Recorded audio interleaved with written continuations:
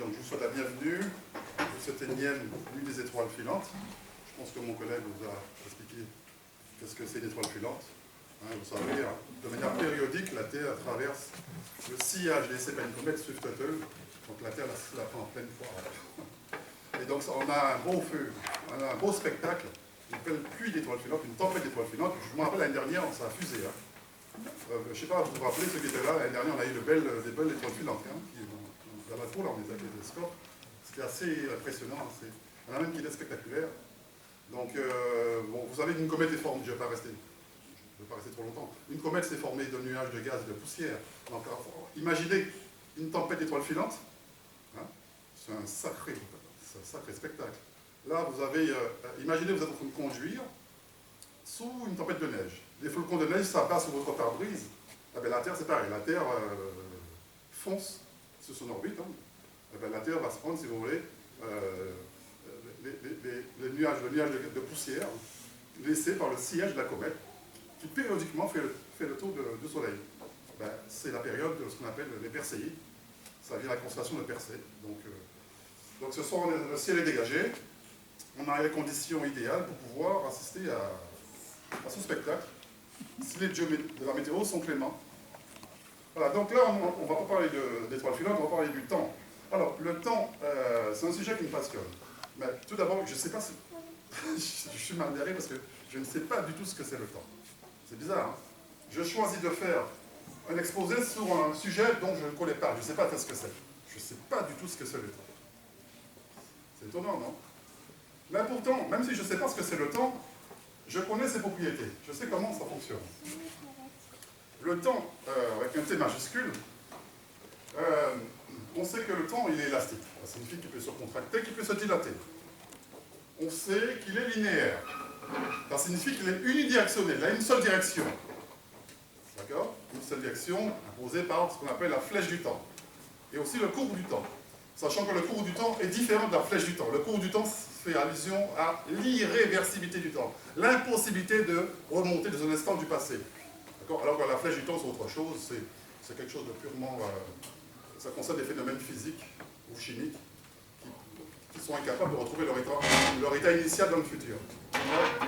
Donc, là, on va parler du temps. Si vous avez des questions à poser, n'hésitez pas. N'attendez pas forcément la fin de la conférence pour en poser. La dernière fois que j'ai donné cette conférence, c'était l'année dernière, je crois, ou il y a 2 ou 3 ans, c'était pour le club. Ben, les gens m'ont dit qu'ils n'ont rien compris. Bon, pour moi, c'est vexant. Pour moi, ça c'est vexant, puisque moi, j'ai la vocation d'être pédagogique. J'essaye, à mon niveau, d'expliquer les choses très clairement, avec toute la didactique et la pédagogie dont je suis capable. Donc, si vous me dites que vous n'avez rien compris, pour moi, ce sera vexant. D'accord? Donc, si vous n'avez pas compris quelque chose, levez le doigt et il me fera un plaisir de vous expliquer ce que c'est. Voilà. Bon, en tout cas, vous devriez comprendre quelque chose. Bon, intuitivement, même si je ne sais pas ce que c'est le temps, d'accord? Qu'est-ce que je ressens? Vous savez que la Terre tourne sur elle-même. On appelle ça la rotation. Non seulement la Terre tourne sur elle-même, mais elle tourne aussi autour du Soleil. On appelle ça la révolution. Elle le fait en 365 jours, un quart. Il y a cette notion de mouvement là qui est important. Parce que le temps, ce n'est pas une dérivée du mouvement. Puisque tout bouge autour de nous. Il n'y a rien de statique. D'ailleurs, il y a un proverbe qui dit « tu bouges, rien de statique, rien ne repose ». Il y a un adage qui dit que rien ne repose, tout bouge dans l'univers. Il n'y a rien de statique. Donc le Soleil aussi bouge en entraînant son cortège de planètes. Le Soleil bouge très vite, vous savez. La Terre aussi bouge vite, on ne se sent pas. La Terre se déplace à 30 km à la seconde autour du Soleil. 30 km à la seconde, ça fait 110 000 km à l'heure. Et le Soleil, en entraînant son cortège de 8 planètes, se déplace aussi dans la galaxie à 230 km à la seconde. Je répète, le Soleil se déplace à 230 km à la seconde tous les 250 millions d'années autour du noyau de la galaxie. Il le fait en entraînant son cortège de planètes, de par son champ de gravité. Il oblige les planètes à tourner avec lui. Bon, parce que le Soleil, de par son champ de gravité, il arrive à maintenir, il arrive à stabiliser les planètes.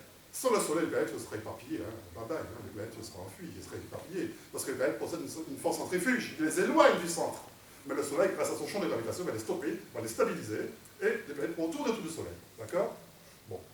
Donc, ça c'est une chose. Donc, le Soleil se déplace tous les 250 millions d'années, en faisant un tour autour du noyau de la galaxie. Et la galaxie elle-même, qu'on appelle la Voie lactée, se déplace aussi.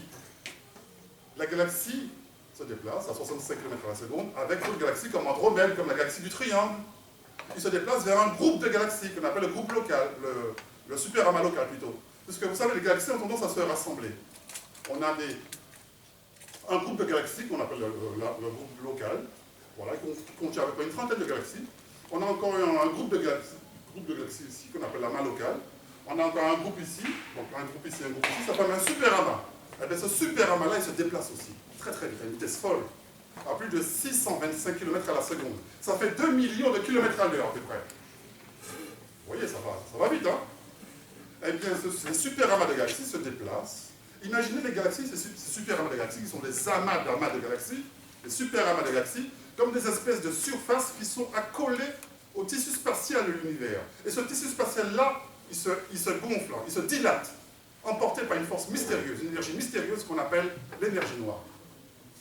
C'est une espèce de gravitation répulsive qui est responsable de l'emballement du tissu spatial de l'univers. Donc il n'y a rien qui bouge. Il n'y a rien qui est statique, pardon. Tout bouge.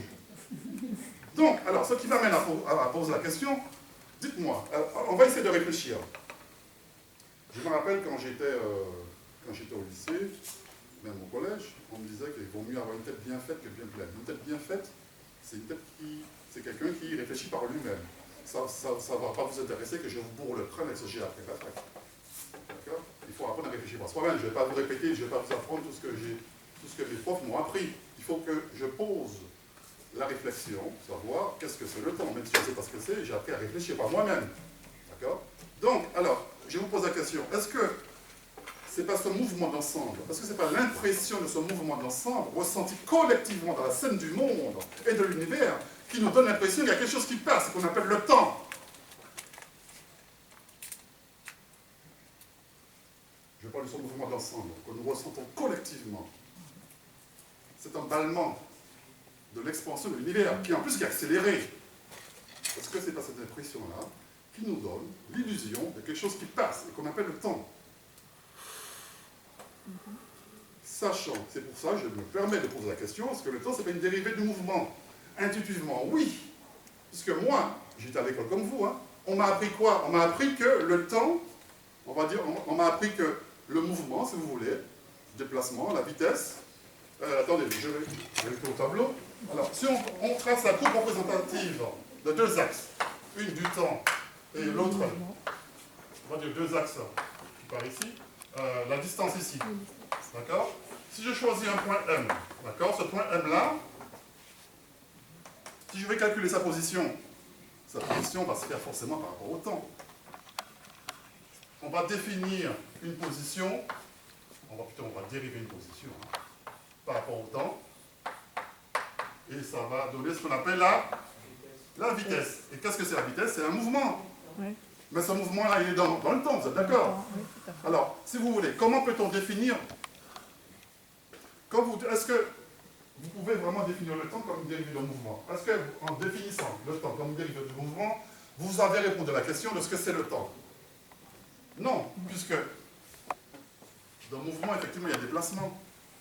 Ce sont pour des notions de temps. D'accord? On ne peut pas définir le temps sans présupposer son existence. Les philosophes vont utiliser des tautologies, des synonymes, des métaphores. On va utiliser des notions comme la succession, la durée, le passage, la transformation, le rythme. Tout ça, ce sont des notions de temps. Est-ce qu'on peut vraiment définir le temps? Donc là, on a vu, donc, on a une dérivée de mouvement, une dérivée de position par rapport au temps, qui donne une vitesse. Je vais pas aller plus loin. Si on veut définir ce qu'on appelle l'accélération, on va dire l'accélération, eh bien, qu'est-ce que c'est? Ce sera encore une dérivée de vitesse par rapport encore au temps. Donc le temps, c'est vraiment une référence. Donc je peux sensiblement, intuitivement, effectivement, définir le temps comme une dérivée de mouvement. C'est pas méchant, je veux dire, c'est honnête, c'est logique. Mais ça ne répond pas à la question, ça ne définit pas ce que c'est le temps. Quand vous dites que le temps c'est une dérivée de mouvement, vous n'avez rien dit. Vous vous tournez en ridicule en disant ça. en fait, vous n'allez pas au fond des choses. Vous allez à la surface des choses.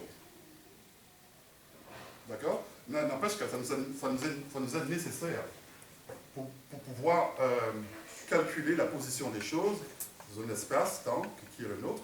Ça nous est très nécessaire de faire des calculs dans la mécanique de Newton. Puisqu'on va voir, bon, dans la mécanique quantique, c'est pas comme ça on calcule les vitesses. Je vais parler de l'équation de Schrödinger après, si j'ai le temps. Bon, en tout cas, vous avez compris ma question. Donc c'est là où je voulais en venir avec vous. Mais cette notion de mouvement est très importante. C'est fondamental quand même. Hein. Je vous donne un exemple. J'ai regardé un film qui s'appelle Lucie, avec Luc Besson. Je ne sais pas qui a vu ce film-là.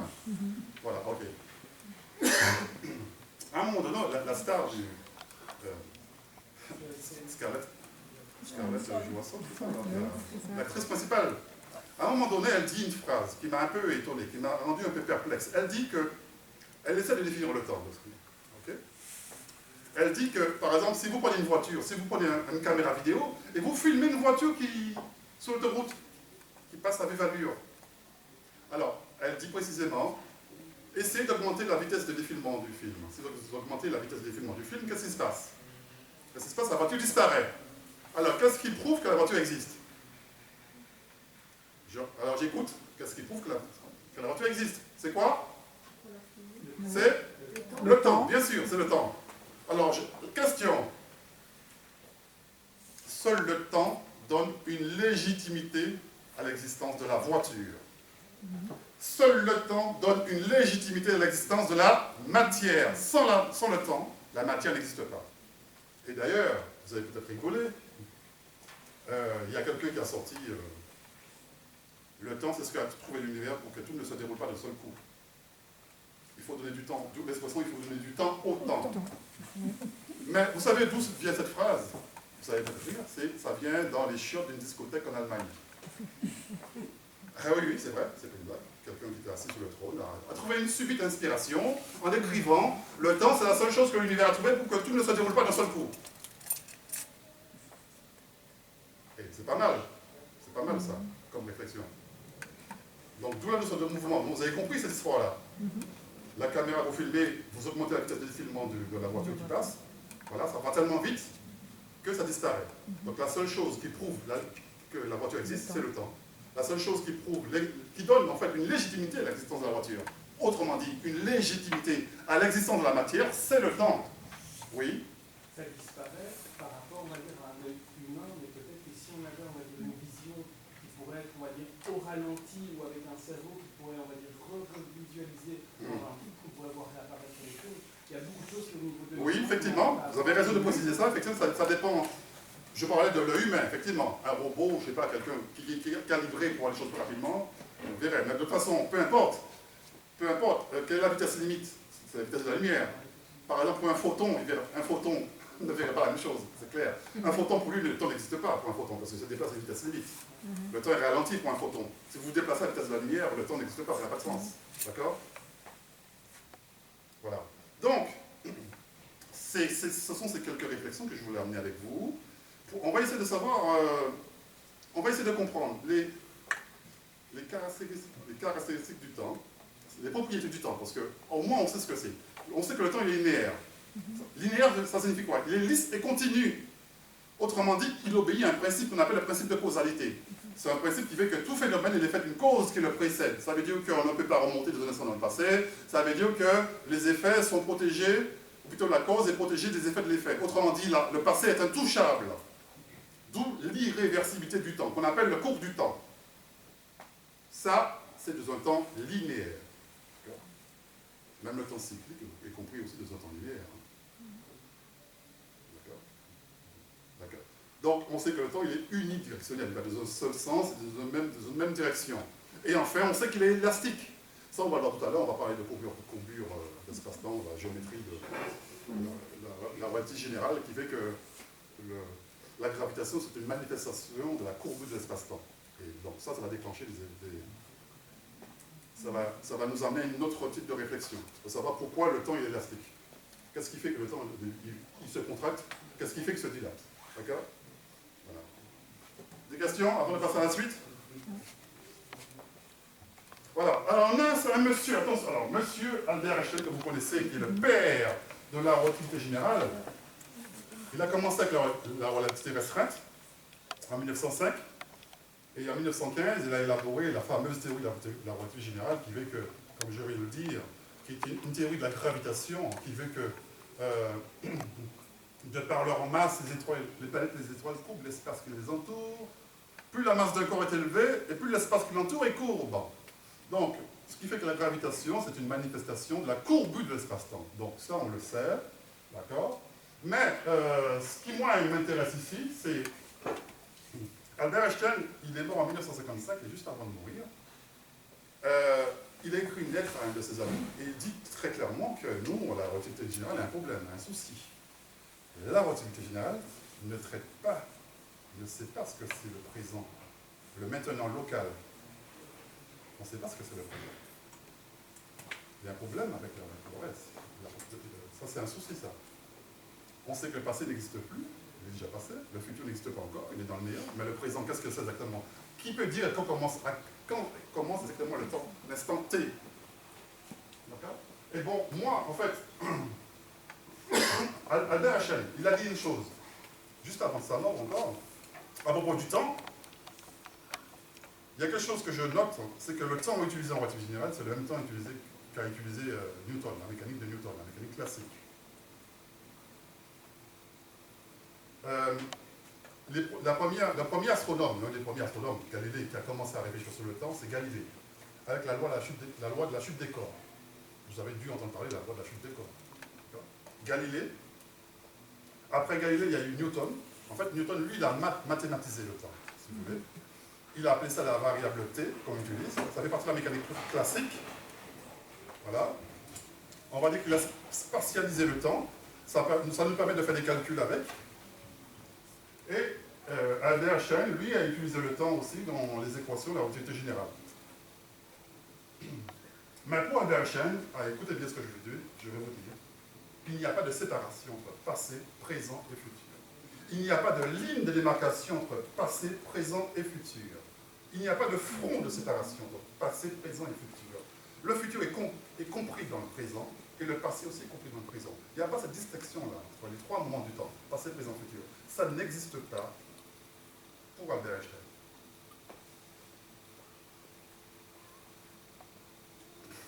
Ça va? Ça va là ou pas? Ok, d'accord. Je continue? Moi, je me demandais si ça n'existait pas pour Einstein, ça existait pour qui? On va voir ça tout de suite. Voilà. Ah oui, mais attendez, vous n'allez pas plus vite que la musique. Hein. Ah oui, il y a là pour qui ça existe. Hein. Justement. Ah oui. Attendez de voir. Mais bon, en tout cas, écoutez, je vais vous donner mon impression. Bon, en tout cas, là, je me suis permis d'écrire, il y a quelque chose qui me choque, je me suis permis d'écrire, c'est un peu compliqué, l'équation de Schrödinger. L'équation de Schrödinger, qu'est-ce que c'est? C'est l'équation maîtresse qui régit la mécanique quantique. Voilà. La mécanique quantique, c'est la science de l'infiniment petit. Elle n'arrive pas à se marier avec la relativité générale, qui est la science de l'infiniment grand. Lorsqu'on traite de relativité générale, on traite en général de gravitation, de tout le macrocosme, de l'univers, et ses lois, d'accord? Alors que la mécanique quantique traite des lois de l'infiniment petit, au niveau subatomique, au niveau des atomes, au niveau des particules. Et les deux forment un pilier qui ne sont pas conciliables, on ne peut pas les marier. Ces deux théories-là ne sont pas compatibles entre elles. C'est dommage.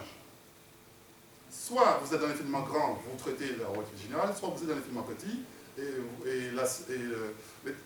les lois que vous avez utilisées, ce sont des lois de la mécanique quantique. D'accord?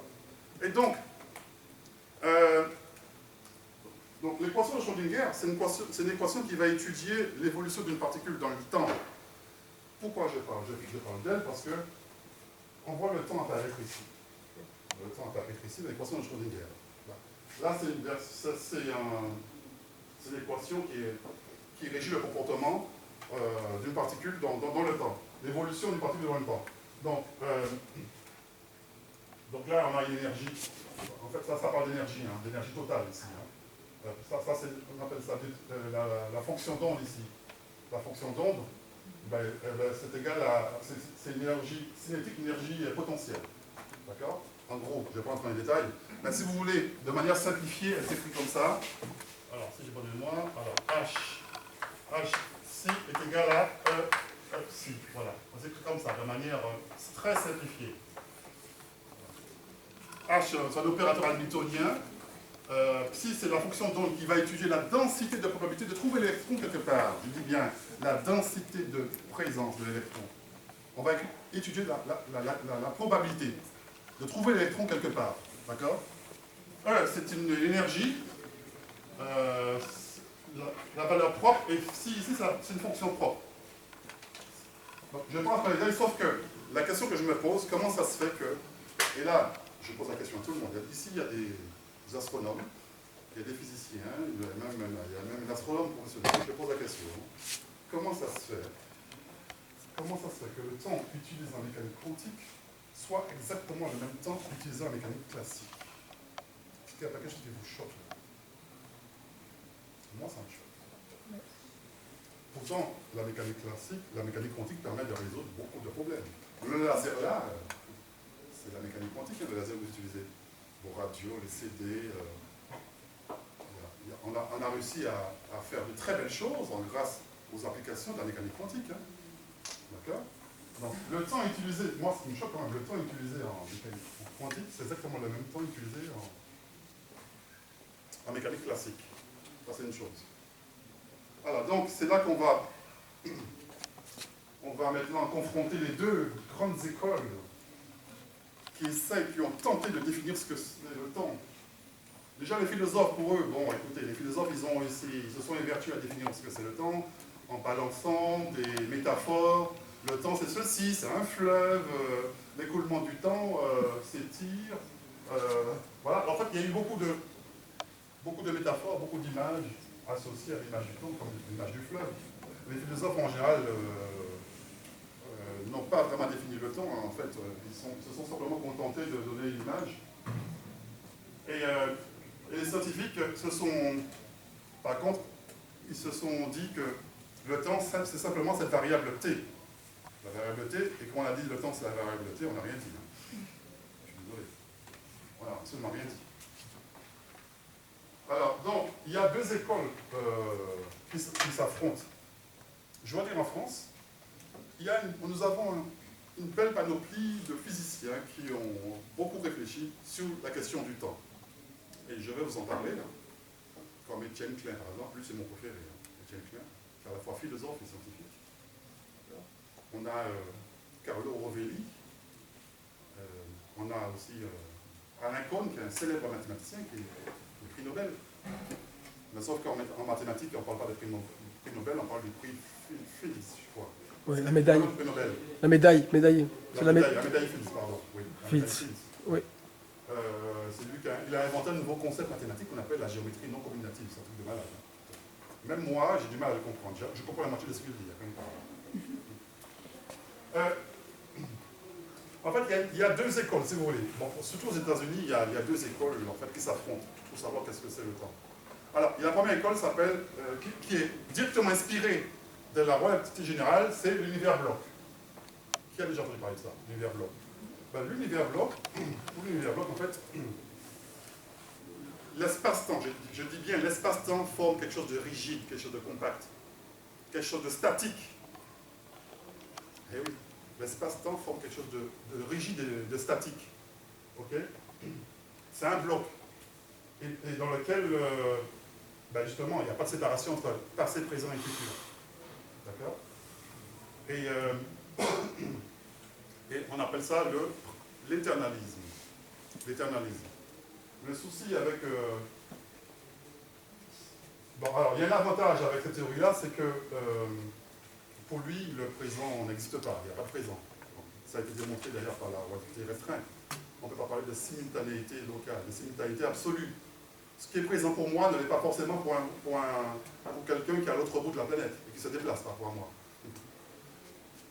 Ce qui est présent pour moi ne l'est pas forcément pour quelqu'un qui est à un endroit qui est diamétralement opposé. D'accord? Le présent, c'est quelque chose qui est relatif. Quelqu'un qui a un déplacement par rapport à moi ne voit pas la même chose que moi à l'instant T. Donc le présent absolu n'existe pas, ça n'a pas de sens. Il n'y a pas de présent absolu. C'est quelque chose de variable. Ça pose un problème. ça pose le problème de la subjectivité du temps. Est-ce que le temps, ça existe vraiment? Si des observateurs en déplacement par rapport à moi ne voient pas la même chose au même instant T, est-ce que ça existe vraiment le temps?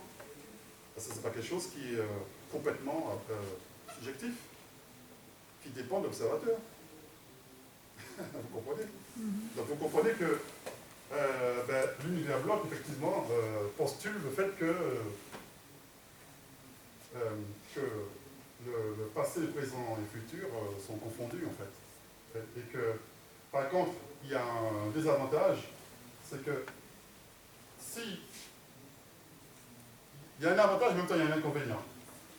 L'inconvénient, c'est que ça crée aussi des problèmes philosophiques. Il suppose qu'il y a... Le futur est déjà là. Pour l'univers bloc, le futur est déjà là. Il est déjà réalisé. Donc, si le futur est déjà réalisé, dites-moi, il est où le libre arbitre de tout ça? Aïe, aïe, aïe. Ça met en cause notre ego. Hein. Il est où le libre arbitre de tout ça? Si le futur est déjà là, il est déjà réalisé. Mon futur de demain, d'après-demain, de 20 ans, est déjà là. Ben, j'ai pas le choix. Je me laisse entraîner par le cours du temps comme ça. Hein, comme quelque chose qui est emporté par le fleuve, je ne peux rien faire. Je ne peux qu'assister qu'impuissant à ce qui va m'arriver. Ça ne vous gêne pas, ça?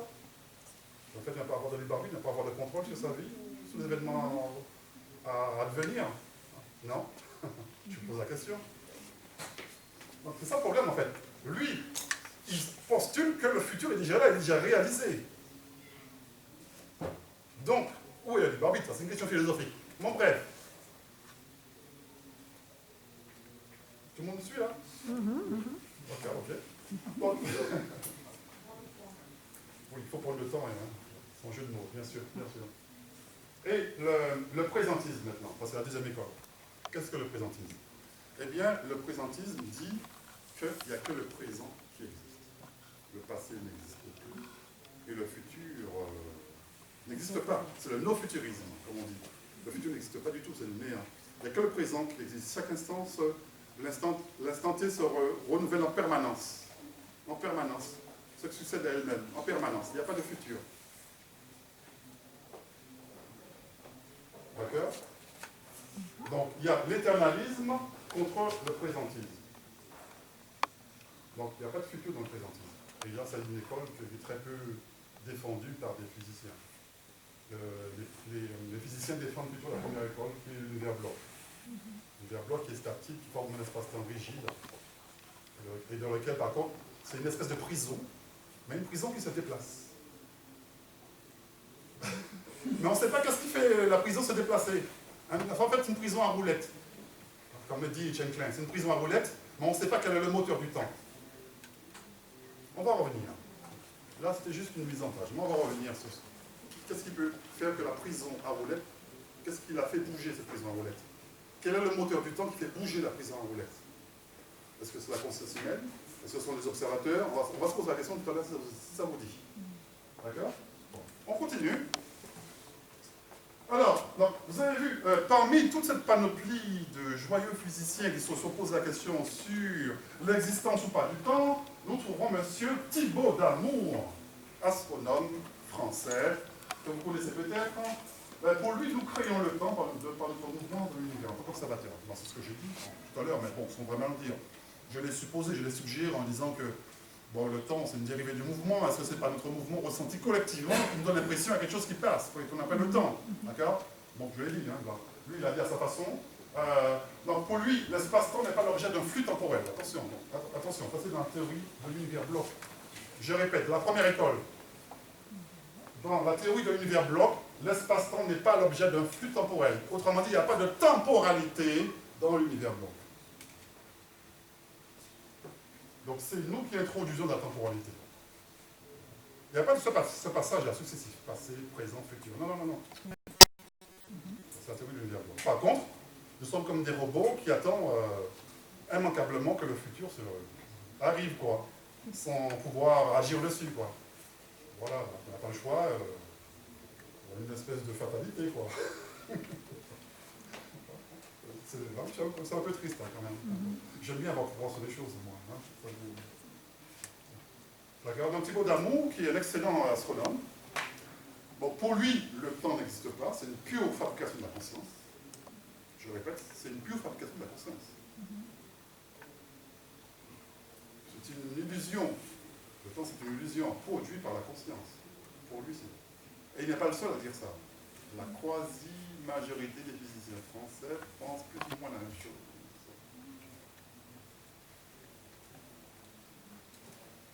Ensuite, on a monsieur Marc Lachéseret, qui dit que le temps, c'est une phrase.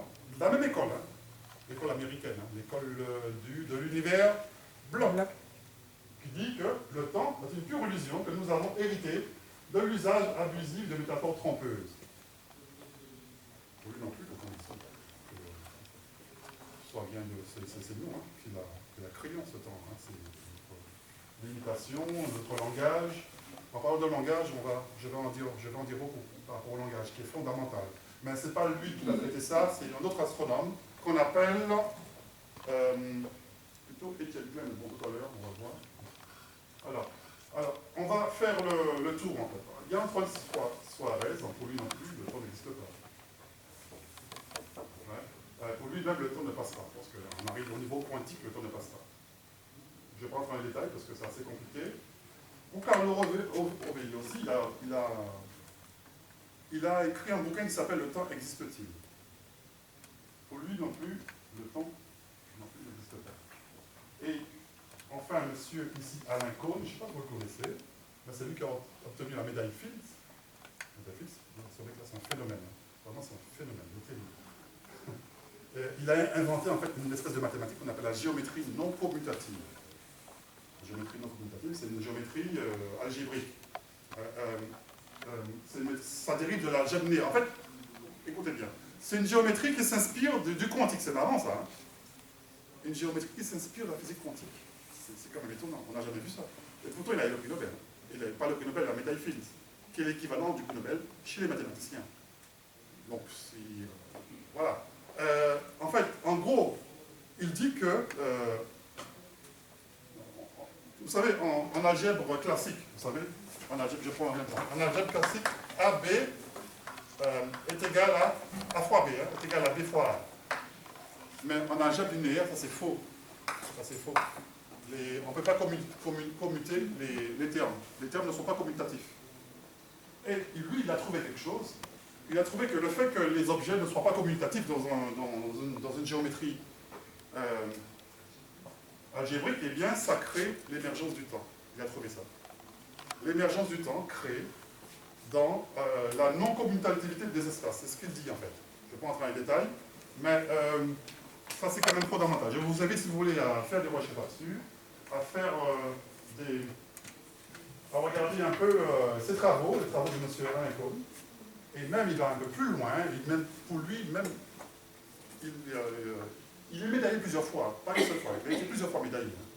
Et lui, il découvre que même le passé, on pourrait le faire bouger. Le passé n'est pas quelque chose de figé. Et pour lui, même l'histoire de l'humanité, l'histoire qui est dans un passé relativement proche, c'est quelque chose qui n'est pas figé dans le temps définitivement. C'est quelque chose qui peut bouger.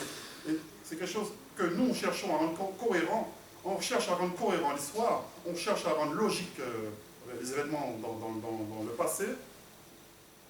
C'est notre nature de rendre les choses cohérentes et logiques. Mais pour lui, les choses deviennent cohérentes et logiques à partir du moment, dans le présent, on se met à... On fixe, on focalise dessus. On construit dans le présent l'histoire du passé, qui lui est elle fluctue un peu. C'est pas définitif. Vous voyez ce que je veux dire? Lui, il pense ça. Bon, pourquoi pas? Et enfin, la star, mon préféré, monsieur Étienne Klein, qui est à la fois philosophe et scientifique, travaille au commissariat de l'énergie atomtique. Donc, tout à l'heure, j'évoquais le langage qu'on utilise tous les jours. C'est très important, il faut faire attention à ce qu'on dit. Il faut faire très attention à ce que nous disons, à ce que nous employons, la question du temps. Pour lui, dans notre langage de tous les jours, notre façon de dire le temps formate dans l'esprit l'idée que nous avons du temps. Par exemple, vous savez que, je prends un exemple, hein, je répète ce qu'il dit, hein. Vous savez qu'il y a 3 moments dans le temps, passé, présent et futur. Okay. Si vous vous dites quelle est la fonction essentielle du temps, La fonction essentielle du temps, c'est de remplacer chaque instant présent par un nouvel état présent. La fonction essentielle du temps, c'est renouveler en permanence tous les instants du temps. Okay? Donc, autrement dit, la fonction essentielle du temps, c'est de faire passer la réalité. Et comme cette réalité ne cesse pas de passer, le temps qui la fait passer ne passe pas. On confond la fonction et l'objet. Ça ne sert à rien de dire que la réalité. Ce n'est pas le temps qui passe, c'est la réalité qui passe. La réalité permet au temps de passer. D'accord? C'est comme si vous disiez qu'un chemin chemine. Un chemin ne chemine pas, un chemin permet à des promeneurs de cheminer. Donc ça, c'est ridicule quand le temps passe. Ça n'a pas de sens. Ce n'est pas le temps qui passe. La réalité permet au temps de passer. Donc là, il y a un problème de langage. Et c'est pareil pour l'écoulement du fleuve. Ça, c'est vraiment une fausse image. Vraiment une fausse image. Le fleuve, il s'écoule. Mais le fleuve, il s'écoule par rapport à quoi? Par rapport à quelque chose de fixe. Par rapport aux berges du fleuve qui est fixe ou par rapport au lit de la rivière qui est fixe. Donc, est-ce qu'on peut... Donc, on va définir une vitesse d'écoulement du fleuve. On va définir une vitesse d'écoulement du fleuve par rapport aux berges qui est fixe ou par rapport au lit de la rivière. Mais comment voulez-vous définir une vitesse du temps? Ça n'a pas de sens. Ça n'a pas de sens de définir une vitesse du temps. D'accord? Donc, si vous essayez de définir... si vous essayez de réfléchir à la question du temps, si vous prenez je sais pas moi, la métaphore du fleuve dans lequel le temps s'écoule, eh bien, elle n'est pas très bonne, parce que le fleuve s'écoule, ok, mais il s'écoule par rapport à quelque chose de fixe. Cela présuppose qu'il y a quelque chose dans lequel le temps s'écoule qui, lui, ne s'écoule pas. C'est vrai ou faux? Il y a quelque chose qui s'écoule, mais dans lequel le temps ne s'écoule pas. Donc, vous présupposez la non-existence du temps en disant ça. D'où le problème de langage. Et tout à l'heure, je ne sais pas, j'avais pris l'exemple du sablier. Oula, attention. J'ai désolé. L'exemple du sablier. Voilà, même le sablier ici, à un moment donné, qu'est-ce qui va se passer quand tout le sable aura coulé? Il va s'inverser. Non? Donc, autrement dit, le cours du temps, est-ce que ça peut vouloir signifier que le cours du temps, il va s'inverser aussi? Si on inverse le cours du temps, est-ce que ça veut dire qu'on est remonté de un instant dans le passé? On est remonté en arrière dans le temps? Est-ce que ça veut dire plutôt que la causalité s'est inversée? Causalité inverse, on parle aussi de rétrocausalité. Vous comprenez comment cette image-là peut être trompeur? Parce qu'à un moment, évidemment, quand le sable aura coulé, ça va s'inverser pour permettre un nouveau cours du temps, mais inversé. C'est pour ça que j'aime pas, personnellement, j'aime pas cette image-là. Si vous me demandez pourquoi je l'ai mis, c'est ben, bon, mais il me fallait trouver quelque chose de concret pour illustrer un sujet abstrait. Voilà. Oui.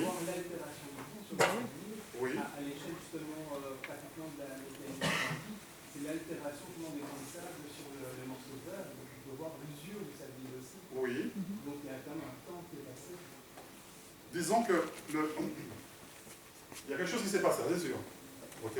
Quelque chose qui s'est passé. Mais pourquoi inverser le truc? Pourquoi il s'inverse à un moment donné?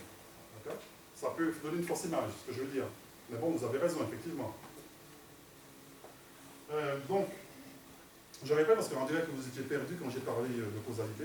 C'est quelque chose qui est très important. Donc, on va l'aborder avec M. Etienne Klein, le principe de causalité qui veut que tout phénomène est l'objet d'une cause qui le précède. Donc, le principe de causalité, c'est quelque chose qui est fondamental, vraiment fondamental, puisque ça respecte la chronologie d'événements, une chose après l'autre. Autrement dit, la cause est protégée des effets de l'effet. On ne peut pas remonter dans un instant dans le passé. D'accord? Le principe de causalité, c'est quelque chose qui est très très important. Et d'ailleurs, deux secondes, je vais vous dire à quel point c'est important, ce principe de causalité-là. Disons, dans la troisième dimension, dans la dimension de l'espace en tout cas, le temps c'est quelque chose qui est irréversible. Je parle du cours du temps qui est irréversible. Il y a un astronome, un physicien dont on ne parle pas beaucoup, qui s'appelle Paul Dirac, qui a prédit l'existence de l'antimatière. Je ne sais pas si vous êtes au courant, Paul Dirac, c'est un physicien qui est peu connu, il me semble qu'il est peu connu, mais il était aussi intuitif et il avait une intuition foudroyante, comme Albert Einstein. C'est un homme qui était très, très intelligent Et personnellement, il avait des compétences supérieures à Albert Einstein au niveau mathématique. Parce que, regardez, en fait, Dirac, lui, il a réussi à donner, si vous voulez, il a pris l'équation de Schrödinger et il a ajouté des effets relativistes. L'équation de Schrödinger, dans son origine, c'est une équation qui est non relativiste. N'oubliez pas, l'équation de Schrödinger prétend étudier l'évolution d'un électron au cours du temps. Mais Dirac, lui, il a carrément fait des mathématiques là-dessus et il a carrément rendu relativiste les équations de Schrödinger.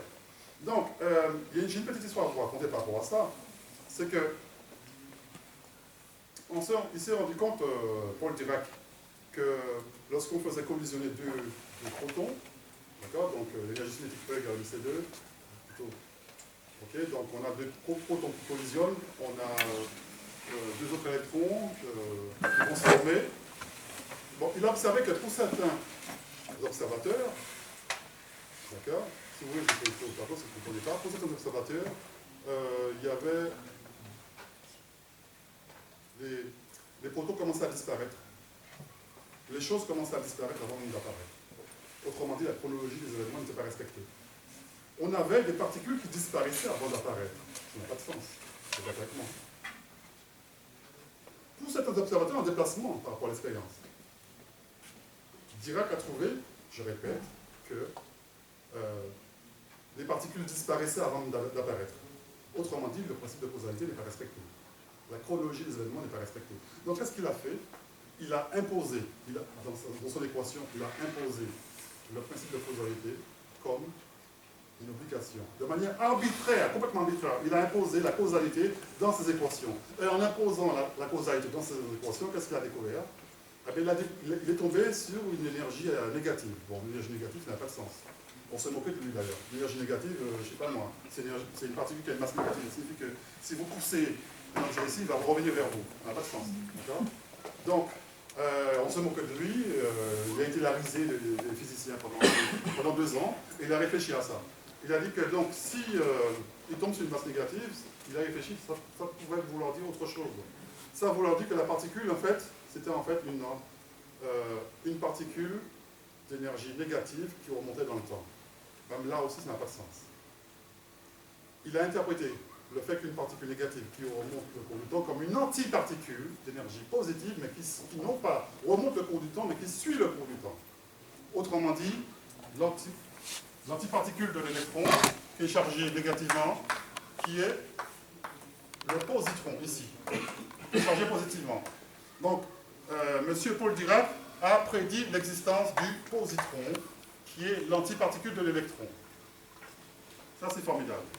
Il a prédit l'existence de cette particule-là, mais c'est juste par contre, c'est un Américain qui l'a découvert dans son laboratoire, plus tard.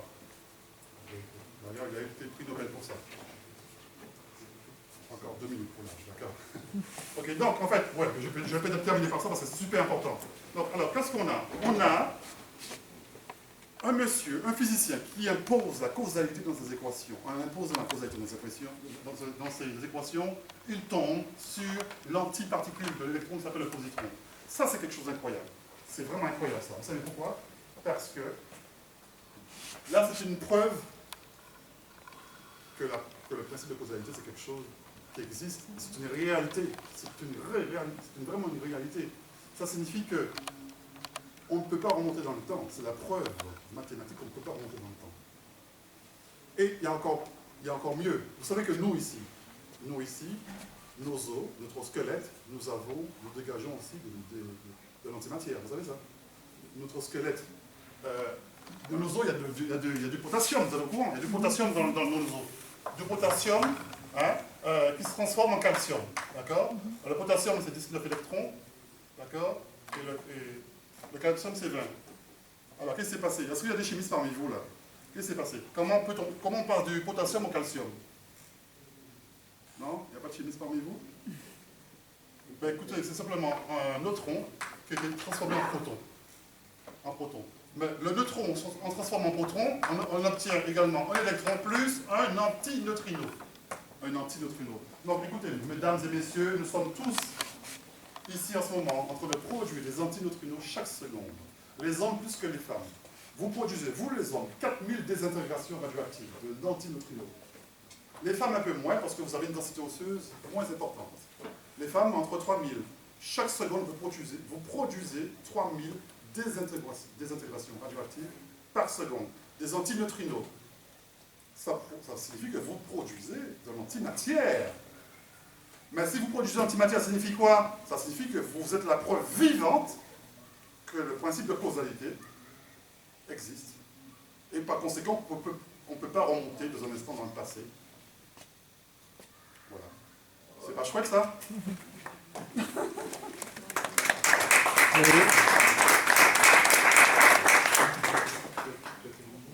Ouais, j'ai pas terminé, mais... voilà, voyez ça, j'ai pas terminé. J'ai encore Philippe Puellement qui a créé la double causalité, donc la causalité dans les deux sens. Donc maintenant, c'est super important. Je dis quand même, si tu permets, un petit mot là-dessus. Sur ce bon, lui aussi, il est bon. Hein. Donc là lui, il est très bon, parce que, en fait, c'est l'un des... Il a vachement travaillé là-dessus, il a développé ça. Le principe, la causalité, elle est inverse, elle peut être double. On appelle ça la rétrocausalité. Ça signifie que ça va vous choquer ce que je vais dire.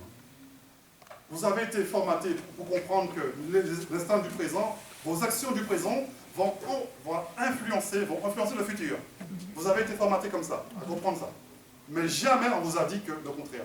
Jamais on vous a dit que vos actions du présent sont influencées par le futur. Autrement dit, le futur va influencer votre présent.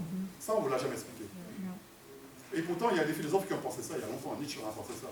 Nietzsche pensait que le futur influence le présent, voire même le passé. Ah, c'est fou, ça. C'est dingue. C'est ce qu'on appelle la double causalité. D'accord, ok. Donc c'est vrai que l'action maintenant, voilà, va influencer le futur, mais aussi rétropausalement, la cause, l'effet va rétroagir sur sa propre cause. Ça, il faut le comprendre. Ça, on appelle ça la théorie de la double causalité. C'est Philippe Puellement qui l'a développé. Bon, voilà, c'est juste ce que je voulais dire. Je vous remercie. Bon, j'ai pas le temps de parler de contraction de l'attention du temps.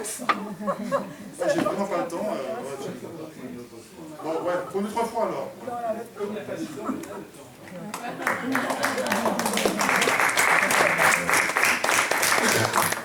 Bon, si vous avez des questions, je propose qu'on en parle de manière informelle. Oui, bien sûr. Informelle à l'extérieur, pour laisser la place à votre conférencier. Eh bien, on va passer alors...